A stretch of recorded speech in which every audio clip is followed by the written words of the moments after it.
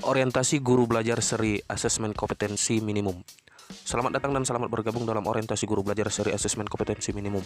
Program ini dilaksanakan oleh Direktorat Jenderal Guru dan Tenaga Kependidikan Kementerian Pendidikan dan Kebudayaan Republik Indonesia. Bagaimana kabar Anda? Semoga Anda telah dalam keadaan siap untuk mengikuti program ini.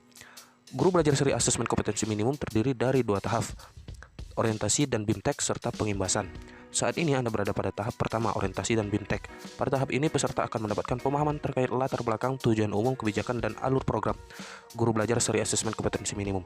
Program ini bertujuan untuk menjawab berbagai persoalan guru dalam menghadapi asesmen kompetensi minimum. Di antaranya, 1. Berkembangnya miskonsepsi tentang asesmen nasional.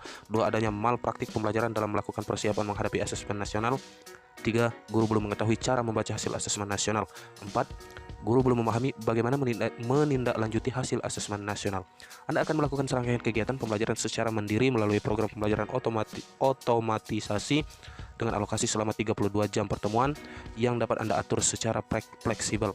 Program BIMTEK Guru Belajar Seri Asesmen Kompetensi Minimum disusun dengan memadukan tahapan dan pendekatan modular yang memfasilitasi peserta melakukan personalisasi pembelajaran. Selain itu, program ini dapat mendorong guru untuk saling belajar dengan guru yang lain dalam hal berbagai praktik baik pembelajaran. Selamat belajar.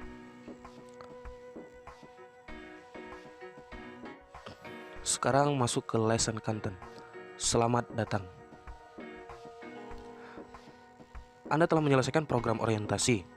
Sekarang Bapak dan Ibu telah berada pada tahap kedua, yaitu BIMTEK Guru Belajar Seri Asesmen Kompetensi Minimum. Selamat datang. Apakah Anda sudah siap belajar? Pada program ini Anda akan belajar mengenai 1. Konsep asesmen nasional untuk peningkatan kualitas pembelajaran. 2. Teknis pelaksanaan asesmen nasional. 3. Butir soal asesmen literasi membaca tingkat SD. 4. Butir soal asesmen numerasi pada tingkat SD. 5. Tindak lanjut laporan hasil asesmen kompetensi minimum. Program ini akan efektif bila Anda 1. Mengikuti instruksi pembelajaran dengan teliti.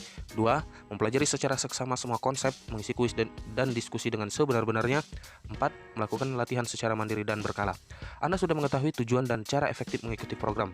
Setelah ini Anda akan melakukan asesmen pra-program untuk mengetahui kemampuan awal Anda sebelum mengikuti proses belajar. Silakan lanjut ke aktivitas berikutnya. Tandai telah selesai.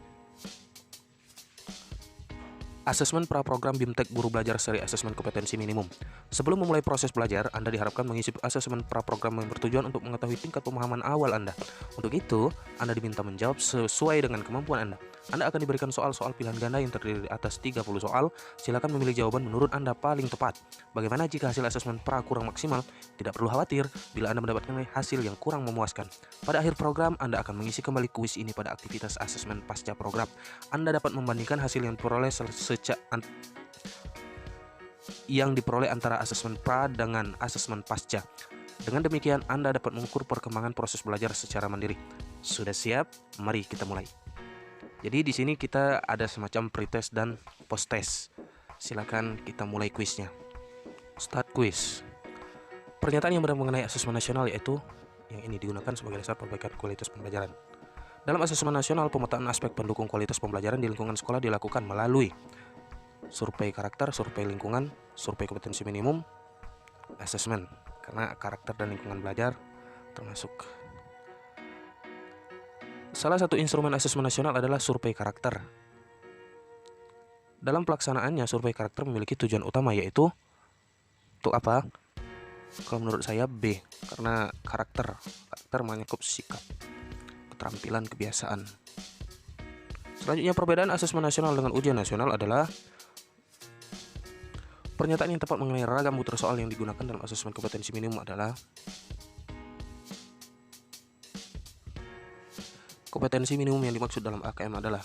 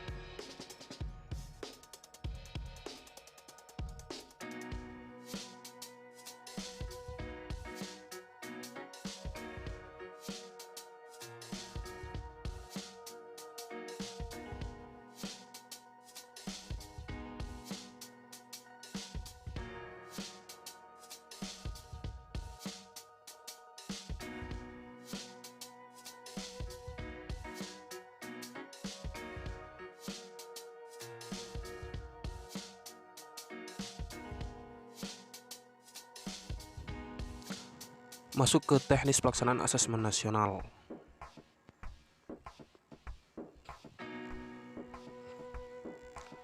Bapak Ibu telah memahami pentingnya penerapan asesmen nasional terkait perbaikan mutu pendidikan. Lalu bagaimana dengan teknis pelaksanaan asesmen nasional (AKM)?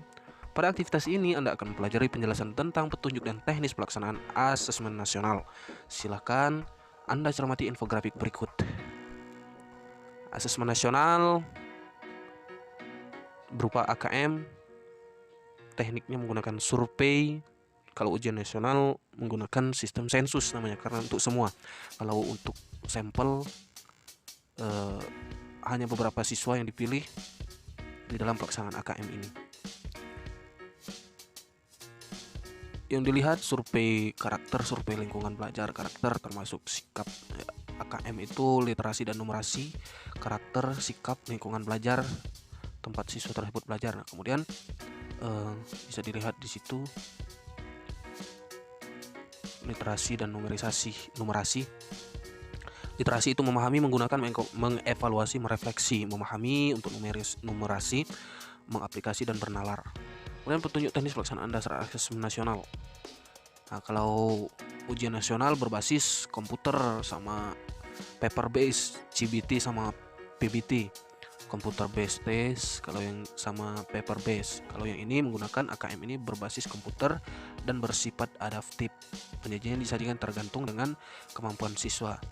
Dan untuk siswa seperti yang kita ketahui bahwa yang dites itu di siswa di tingkat kelas 5, kelas 8 sama kelas 11. Nah, jadwal pelaksanaan nasional untuk tingkat SD, tes literasi 75 menit. Wow, survei karakter 20 menit.